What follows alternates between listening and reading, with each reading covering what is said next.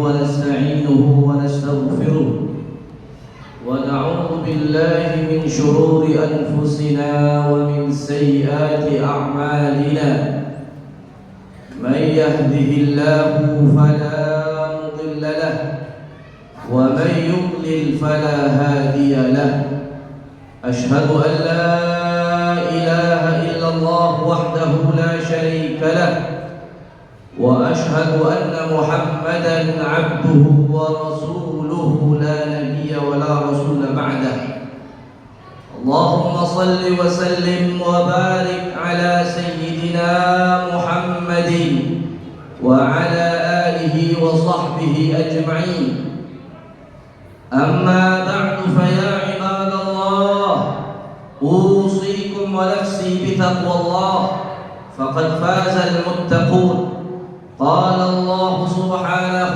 وتعالى في محكم تنزيله وهو أصدق القائلين يا أيها الذين آمنوا اتقوا الله حق تقاته ولا تموتن إلا وأنتم مسلمون وقال أيضا وما كان لمؤمن ولا مؤمنة إذا قضى الله ورسوله أمرا أن يكون لهم الخيرة من أمرهم ومن يعص الله ورسوله فقد ضل ضلالا مبينا صدق الله العظيم وصدق رسوله النبي الحبيب الكريم ونحن على ذلك من الشاهدين والشاكرين والحمد لله رب العالمين معاشر المسلمين وزمرة المؤمنين جامعة رحمكم الله jamaah salat Jumat yang dimuliakan Allah Subhanahu wa taala.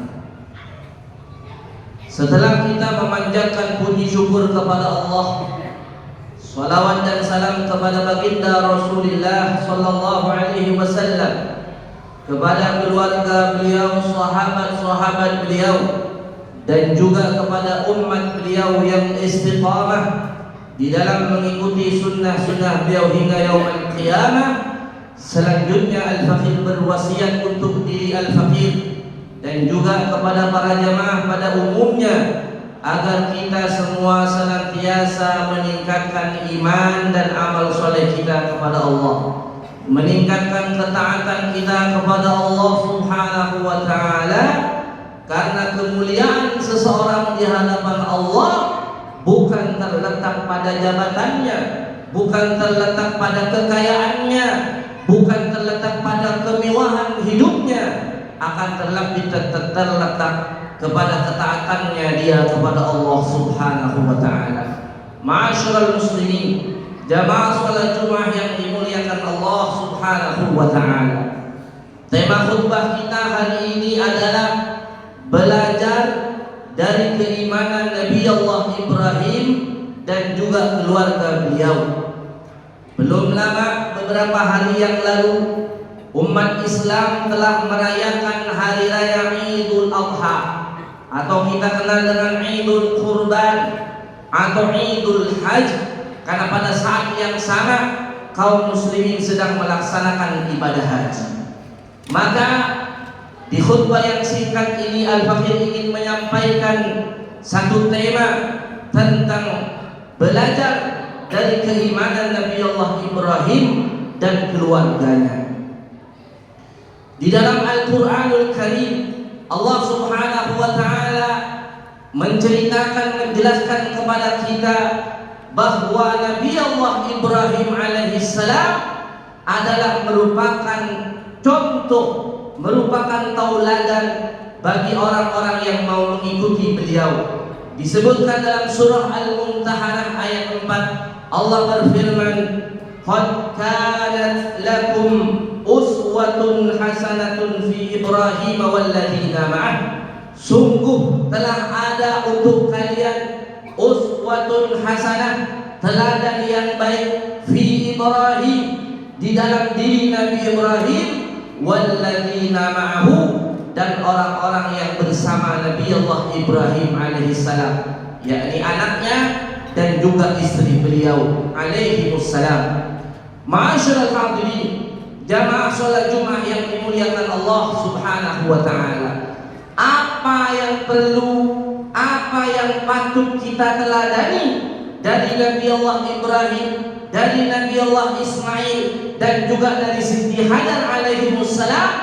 Pertama adalah ketawaduannya, ketundukannya, dan ketaatannya beliau terhadap perintah-perintah Allah Subhanahu wa taala. Bagaimana sering diceritakan ketaatan dan ketundukan Nabi Ibrahim, begitu juga Nabi Allah Ismail, begitu juga Sayyidatuna Hajar alaihi wassalam kepada perintah Allah Subhanahu wa taala. Pertama, ketika Nabi Allah Ismail alaihissalam lahir di Palestina, kemudian pada saat masih bayi, Allah Subhanahu wa taala memerintahkan kepada Nabi Allah Ibrahim untuk pindah dari Palestina kepada Makkah yang dulu dikenal dengan Bakkah, bahkan dulu gersang di tempat yang tandus, tanpa ada seorang pun, tidak ada kehidupan, tidak ada air, tidak ada orang. Nabi Allah Ismail dan Siti Hajar istrinya ditinggalkan oleh Nabi Allah Ibrahim karena memenuhi perintah Allah Subhanahu wa taala. Diceritakan dalam hadis Nabi Muhammad sallallahu alaihi wasallam yang diriwayatkan oleh Imam Al-Bukhari, Nabi Siti Hajar istri Nabi Ibrahim bertanya kepada Nabi Ibrahim, "Ya Ibrahim," setelah Nabi Ibrahim meninggalkan putranya Nabi Ismail dan istrinya di lembah yang tandus, kemudian Nabi Ibrahim mau pergi lagi karena perintah Allah. Istrinya bertanya, "Ya Ibrahim, aina tadhhab?" Wahai Ibrahim, wahai suamiku, mau kemana kamu? Wa tatrukuna bi hadzal wadi alladhi laysa bihi insun wala syai'. Kau tinggalkan kami di lembah yang kosong, di lembah yang tandus, tidak ada orang sama sekali, tidak ada sesuatu apapun. Pertanyaan ini diulang-ulang oleh Sayyidatuna Hajar alaihissalam kepada Nabi Allah Ibrahim, dan Nabi Ibrahim tidak menoleh, tidak menjawab. Kemudian pertanyaannya dirubah oleh Siti Hajar. Apa pertanyaannya? Allahu alladzi amaraka bihadza? Apakah Allah yang memerintahkan engkau wahai Ibrahim akan hal ini? Ketika pertanyaan ini, maka kemudian Nabi Allah Ibrahim menjawab, "Na'am, ini adalah perintah Allah Subhanahu wa taala." Coba perhatikan seorang suami, seorang istri yang taatnya luar biasa kepada Allah Subhanahu wa taala, yang tunduk totalitas kepada Allah Subhanahu wa taala. Apa jawaban istrinya? "Idzan la yudayyi'una." Kalau begitu, silahkan kau pergi penuhi panggilan Allah. Insya Allah, Allah tidak akan menyia-nyiakan kami. Insya Allah, Allah tidak akan menyia-nyiakan saya dan anak saya Ismail alaihissalam. Ma'asyiral hadirin, jamaah salat Jumat yang dimuliakan Allah Subhanahu wa taala. Kemudian Nabi Ibrahim berdoa kepada Allah di lembah tadi, sebagaimana diabadikan oleh Allah Subhanahu wa taala di dalam surah Ibrahim ayat 37. Beliau berdoa kepada Allah, "Rabbana inni askantu min dzurriyyati biwadin ghairi dzi zar'in 'inda baitikal muharram Rabbana liyuqimus shalah." Ya Allah, kami tinggalkan, kami titipkan anakku dari keturunanku biwadin ghairi dzi zar'in, di lembah yang tidak ada tumbuh-tumbuhan, tidak ada kehidupan, inda baitikal muharram, di sisi rumahmu al-muharram, di sisi Baitullah yang mulia. Rabbana liyuqimus shalah, agar mereka ya Allah mendirikan salat.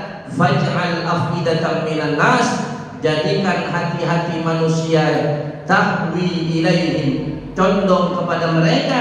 Warzuqhum minas samarati la'allahum yashkurun, dan berikan mereka rezeki agar mereka bersyukur kepada.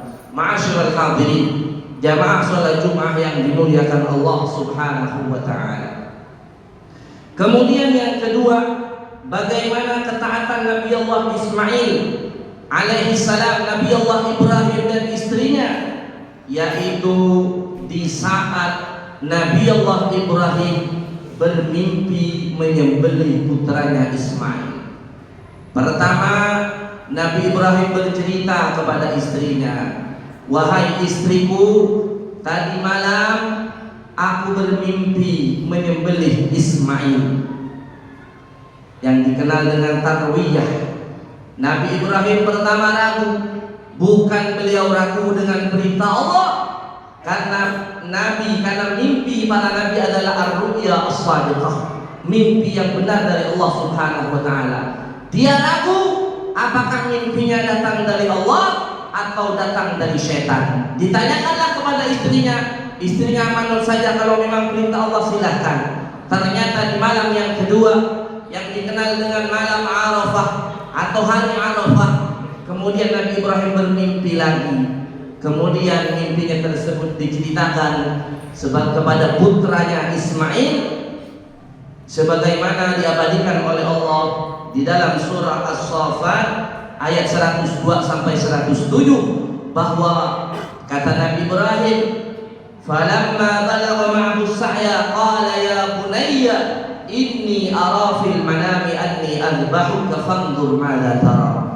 Ketika Nabi Allah Ismail sudah mencapai usia belia, bisa diajak bicara, kemudian Nabi Ibrahim bertanya kepada putranya, "Ya bunayya, wahai anakku sayang, inni adbahuka ya bunayya inni ara fil manam, aku telah bermimpi di dalam tidurku, anni adbahuka, sesungguhnya aku menyembelih kamu, fanzur madza tara, bagaimana pendapatmu?" Coba perhatikan jawaban Nabi Allah Ismail yang dididik oleh ibu yang salehah, ibu yang beriman kepada Allah, ibu yang taatnya totalitas kepada Allah Subhanahu wa taala. Ismail kecil menjawab apa? "Ya abati fa'al ma tu'mar, satajiduni insyaallah minas sabirin." Wahai abah, silakan laksanakan apa yang diperintahkan oleh Allah, engkau abah akan mendapatiku minas sabirin, termasuk dari golongan orang-orang yang sabar. Ma'asyiral hadirin, jamaah salat Jumat yang dimuliakan Allah Subhanahu wa taala. Dari sini bisa kita baca, bisa kita renungkan bagaimana keimanan Nabi Allah Ibrahim, bagaimana juga keimanan Siti Hajar, bagaimana juga keimanan Nabi Allah Ismail alaihi wassalam terhadap totalitas ketundukan mereka semua terhadap perintah Allah Subhanahu wa taala. Kemudian bagaimana juga totalitas mereka terhadap perintah Allah ketika proses penyembelihan Nabi Allah Ismail mau dilaksanakan. Nabi Ismail sudah mau disembelih, ternyata godaannya masih ada. Datang iblis pertama menggoda Nabi Allah Ibrahim. Dilemparlah dengan batu kerikil yang dikenal dengan jamrah, atau orang kenal dengan lempar jumrah.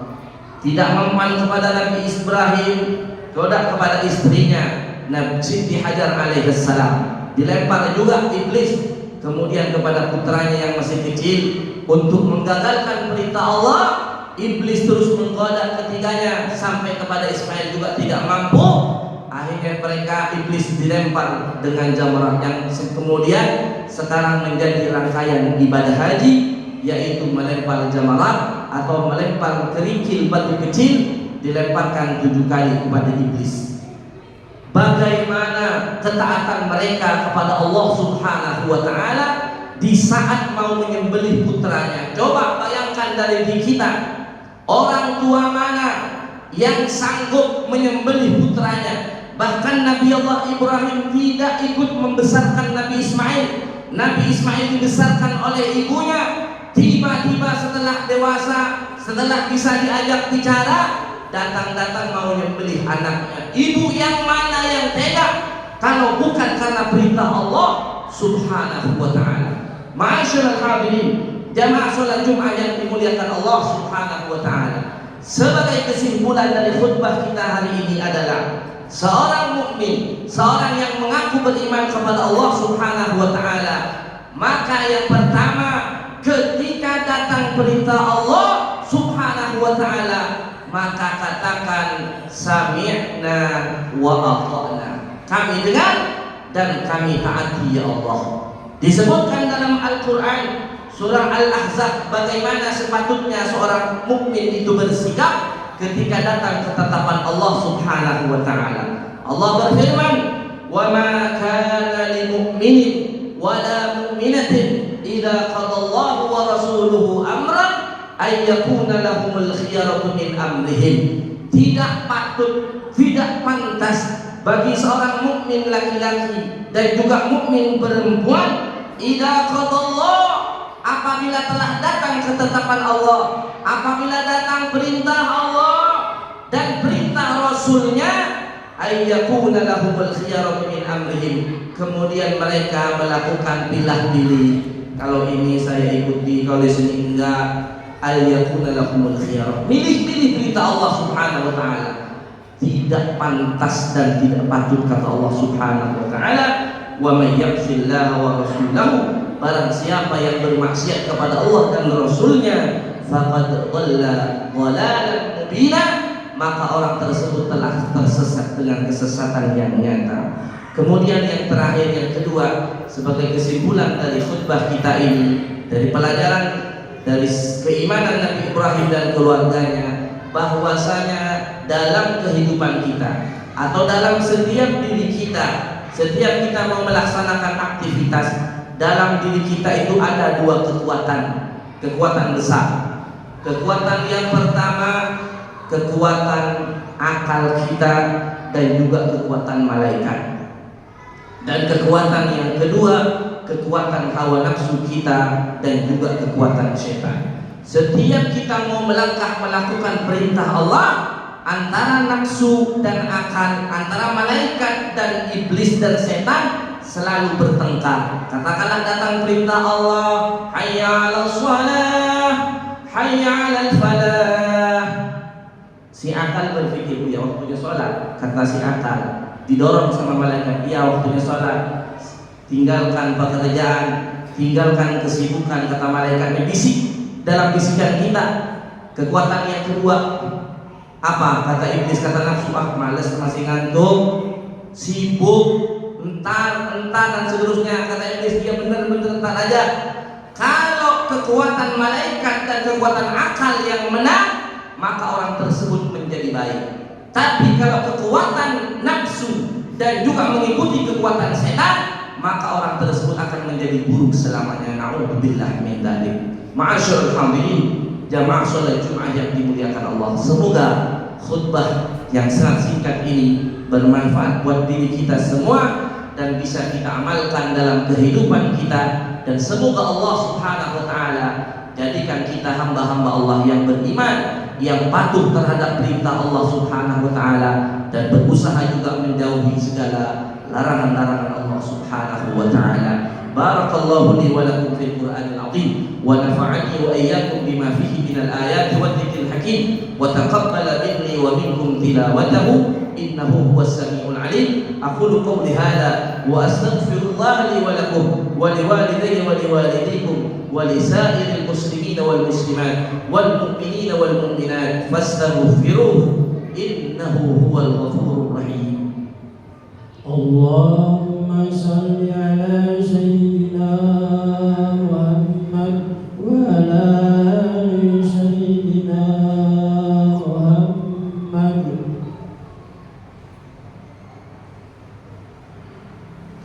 Alhamdulillahilladzi arsala rasulahu bil huda wa dinil haqqi liyudhhirahu 'ala ad-din kullihi wa kafaa billahi shahida. Asyhadu an la ilaha illallah